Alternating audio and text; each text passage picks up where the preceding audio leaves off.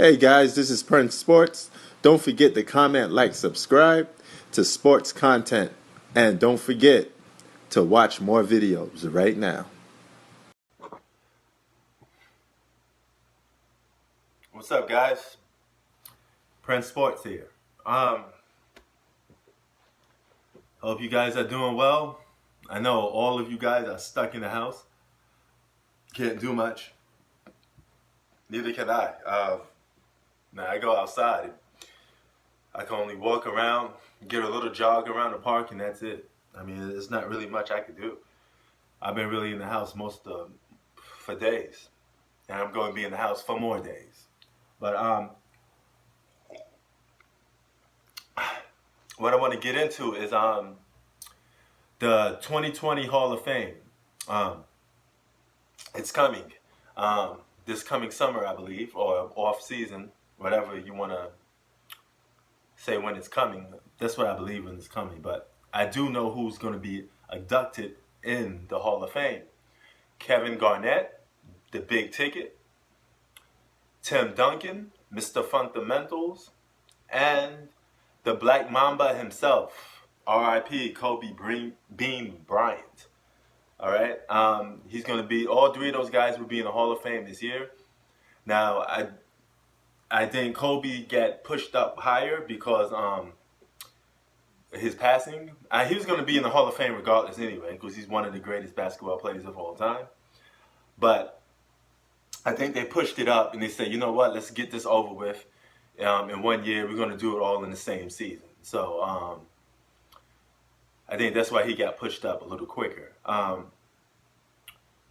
It's a sad thing that we're not going to get to see him talk to get to present to his award, his inductee into the Hall of Fame, which is going to take a lot away from it. I was really looking forward to hear Kobe make his speech and talk about the battles that he had to been through. I'm pretty sure he would have raised a couple of eyebrows with some of the statements that he would have made. I mean, he would have talked about his battles with LeBron, talked about his battles with Iverson, T-Mac. You know, one could argue that Kobe even went up against better superstars or individual players than Michael Jordan. Some say that. I think it's almost about even. You know, when you do that, guys, this player went up against this player more times than the other. You know, more times than the other time. It gets kind of confused. Basically, is what I'm trying to say. For example, for me to say Jordan went up against better talent than Kobe Bryant is not an accurate statement, because they both went up against numerous Hall of Famers. If I'm not mistaken, I think Jordan went up against more Hall of Famers than LeBron and Kobe, but that's neither here or there. I mean, they both went up against a tremendous amount of Hall of Famers. That's all that matters.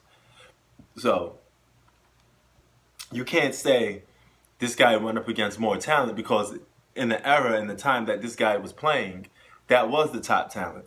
And I keep telling people, if you was to zap a player presently now into another era, that player would no longer be the same player that you think he would be, because he needs players from the past to develop his skill set. You know, this is very common for a lot of basketball players. It's a generation thing. It gets passed on from one generation to the next. That's what basketball is.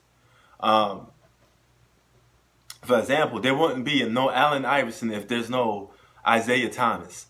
You know, there wouldn't be no Isaiah Thomas if there's no such and such. You know, the list goes on and on. You know, maybe there's no Isaiah Thomas if there's no Oscar Robertson.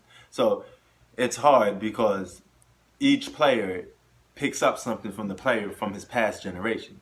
So if you was to zap him into the past, he would no longer have that skill set that you think he would have, because he would be playing against a player that he would have to do battle against in that era. So his skill set would be completely different. You know, I'm not saying that the guy wouldn't be an all-star or he wouldn't be a great player, but he wouldn't be the player that you know today, basically.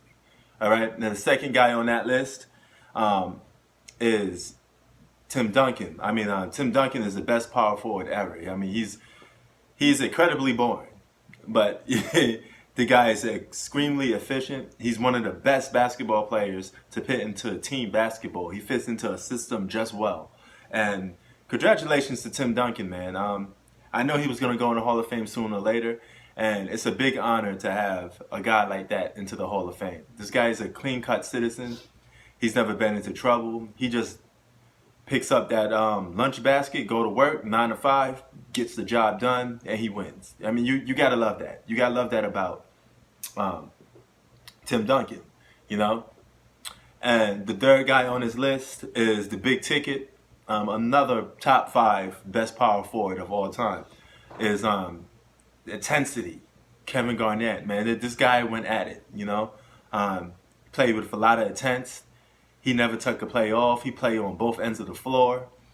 He always wanted to guard the best player on the opposite team. I mean, Kevin Garnett bought it every night. So you got to give Kevin Garnett his props. Kevin Garnett was one of my favorite players back in the early 2000s. I love his attitude and the way he approached the game of basketball. You know, incredible basketball player, man. This guy was a freak of nature.